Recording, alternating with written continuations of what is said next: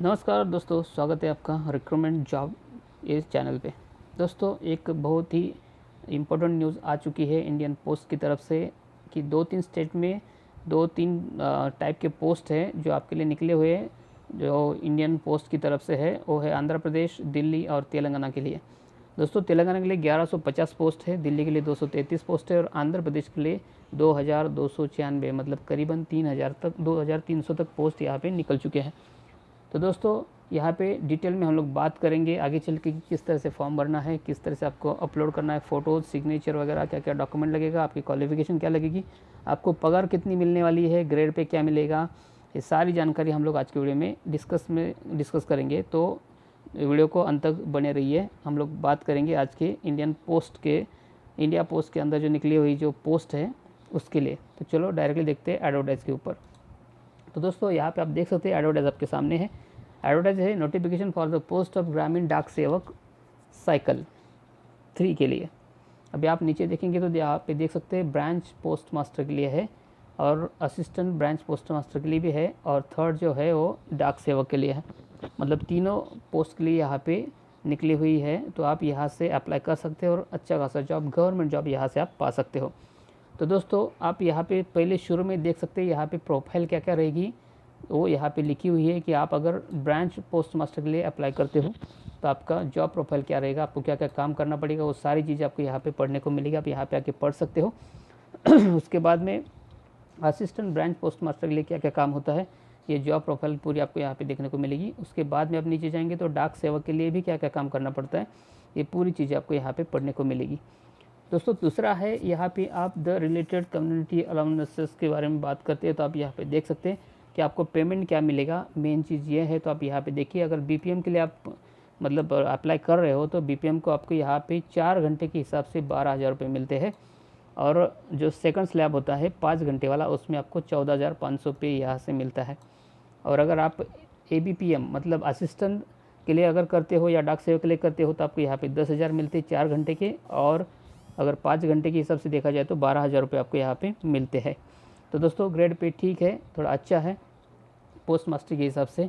उसके बाद में एलिजिबिलिटी की बात करें तो आप यहाँ पे आगे देख सकते हैं। पहली चीज़ है एलिजिबिलिटी में एज कितना होना चाहिए। तो आप यहाँ पे देख सकते हैं मिनिमम 18 साल होना चाहिए और मैक्सिमम 40 साल यहाँ से आपकी उम्र होनी चाहिए, उससे ज़्यादा नहीं होनी चाहिए।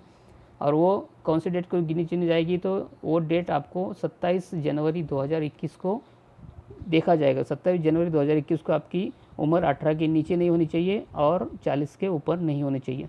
रिलैक्सेशन मिलेगा, आप यहाँ पे आगे देख सकते हैं, यहाँ पे रिलैक्सेशन मिल रहा है शेड्यूल कास्ट, शेड्यूल ट्राइब के लिए, मतलब SC ST कैंडिडेट के लिए यहाँ पे 5 साल का और अदर बैकवर्ड के लिए 3 साल का। नीचे बात करें EWS की तो उनके लिए कोई रिलैक्सेशन नहीं है। इकोनॉमिक के जो सीकर है, मतलब जो आर्थिक 10% जो देते हैं ना गवर्नमेंट, उसमें कोई आपको रिलैक्सेशन नहीं है।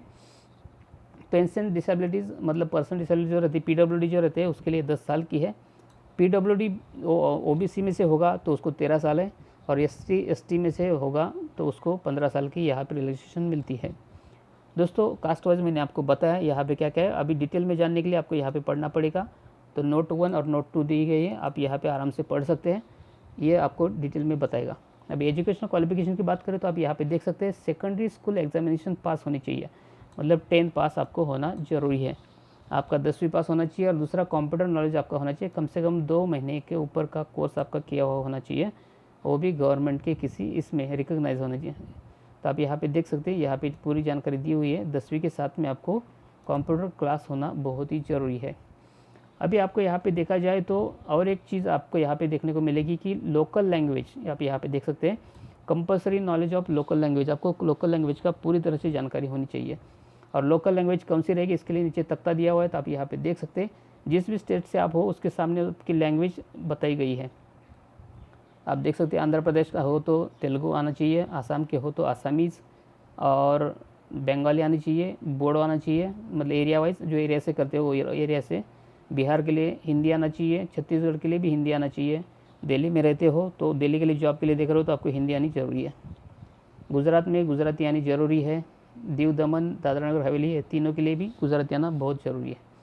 चौथा है हरियाणा के हो तो आपको हिंदी आना ज़रूरी है, हिमाचल के लिए हिंदी, यहाँ पे आप आपका स्टेट ढूंढ सकते हैं और उसके सामने आपकी जो रीजनल लैंग्वेज है वो कौन सी है वो देखिए। अगर आपको आती है तो ही आप यहाँ से अप्लाई कीजिए, क्योंकि आपको रीजनल लैंग्वेज का नॉलेज होना बहुत ज़रूरी है। दूसरा है बेस्ट कंप्यूटर ट्रेनिंग।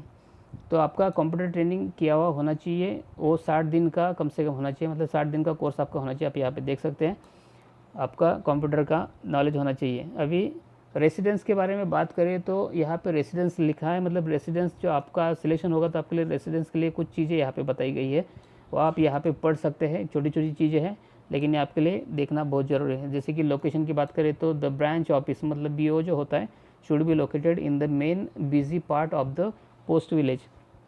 अगर खेड़े गाँव में है, रीजनल एरिया में हो तो आपको पोस्ट ऑफिस में रहने की जगह दी जाएगी। इस तरह से है। आप यहाँ पे छोटी छोटी चीज़ें आप चेक कर सकते हैं, स्ट्रक्चर है, पावर सप्लाई है, क्या क्या है, वो सारी चीज़ें आप देखिए। जिसको फॉर्म भरना है उसके लिए ज़रूरी है कि छोटी छोटी चीज़ें, अभी मैं इतनी छोटी चीज़ें बताने को जाऊँगा तो वीडियो बहुत लंबी हो जाएगी, फिर आप देखोगे नहीं।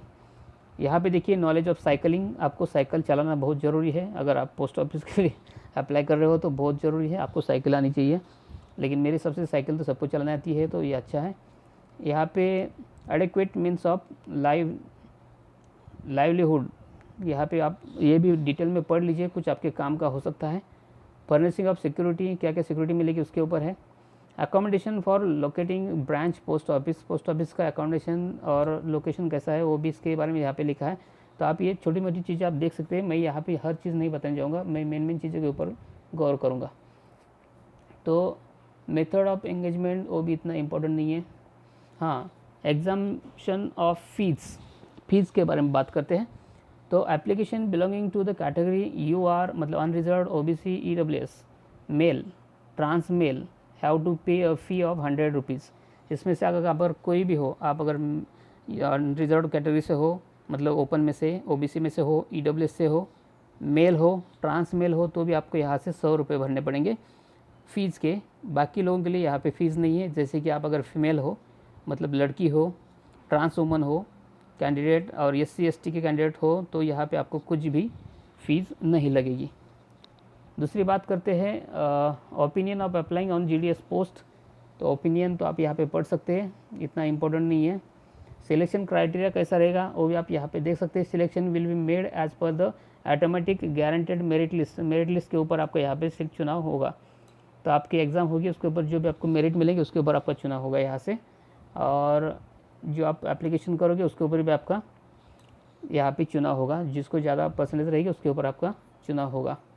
दूसरा जो है आगे चल के बात करते हैं हाउ टू अप्लाई, आप अप्लाई कैसे करें। तो अप्लाई करने का तरीका क्या है वो आपको यहाँ पे मिलेगा। Candidate must ensure to go through the notification and मतलब instruction thoroughly the understood will before registering himself as apply.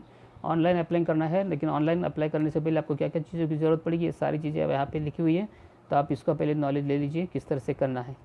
अभी एप्लीकेशन सबमिशन के लिए क्या क्या लगेगा और कब से चालू होगा, डेट क्या रहेगी, ये सारी जानकारी अभी इसके बारे में विस्तार से जानते हैं। तो ऑनलाइन एप्लीकेशन रहेगा और ये अप्लाई करने के लिए पहला दिन जो है वो 27 जनवरी से चालू होगा, मतलब ऑलरेडी चालू हो चुका है। और लास्ट डेट आपकी 26 फरवरी रहेगी, जो कि अभी 1 महीने का आपके पास अवसर है जहाँ पे आप यहाँ से अप्लाई कर सकते हो। दूसरी बात है आप यहाँ पे क्या क्या लगेगा, तो आप देखिए नेम, आपका नेम जो है वो कैपिटल लेटर में लिखना है और वो 10th क्लास के सर्टिफिकेट पे जो होगा वही आपको डालना है। दूसरा आपके फादर का नाम यहाँ पे डालना है। तीसरा आपको मोबाइल नंबर लगेगा, यूनिक एंड रजिस्ट्रेशन नंबर, और मतलब रजिस्ट्रेशन करने के लिए आपको मोबाइल नंबर ज़रूरी है। डेट ऑफ बर्थ का कुछ ना कुछ लगेगा, जेंडर आपका लिखना है, कम्युनिटी लिखनी है। अगर हैंडीकैप हो तो PH मतलब जो रहता है टाइप ऑफ डिसेबिलिटी, वो सारी चीज़ आपको यहाँ पे डालनी है। उसके बाद में 10वीं पास का आपको यहाँ पे सर्टिफिकेट लगेगा और दूसरा मार्कशीट लगेगा 10वीं पास का। और जो छोटी छोटी चीज़ें वो आपको ज़रूरी है।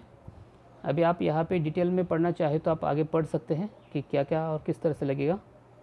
और दूसरा चीज़ जो लगता है मैंने तो आपको बताया अभी इसमें क्या क्या चीज़ें लगेगी जो आपको स्कैन करके रखनी है अपलोड करने के लिए, वो पहले ध्यान से देखिए।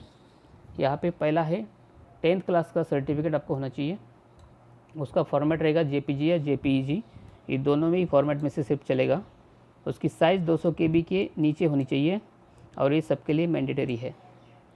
दूसरा है 10th क्लास का मार्कशीट, ये भी JPG या JPEG फॉर्मेट में रहेगा। ये 200 KB से छोटा होना चाहिए, मतलब उससे बड़ा नहीं होना चाहिए, और ये सबके लिए मैंडेटरी है। ऐसा डेट ऑफ बर्थ के लिए अगर आपके 10वीं के सर्टिफिकेट के डेट ऑफ बर्थ नहीं है तो आपको कुछ ना कुछ डेट ऑफ बर्थ का प्रूफ लगेगा, जैसे कि बर्थ सर्टिफिकेट वगैरह, तो वो भी आपको JPG या JPG फॉर्मेट में ही लगेगा और सेम है 200 KB के नीचे का होना चाहिए और ये मैंडेटरी रहेगा जिसका 10th के ऊपर बर्थ डेट नहीं है उसके लिए। कंप्यूटर सर्टिफिकेट भी आपका JPG या JPEG फॉर्मेट में ही होना चाहिए, 200 KB का होना चाहिए और वो भी सबके लिए कंपलसरी है। यहाँ से आप नीचे हर चीज़ देख सकते हैं।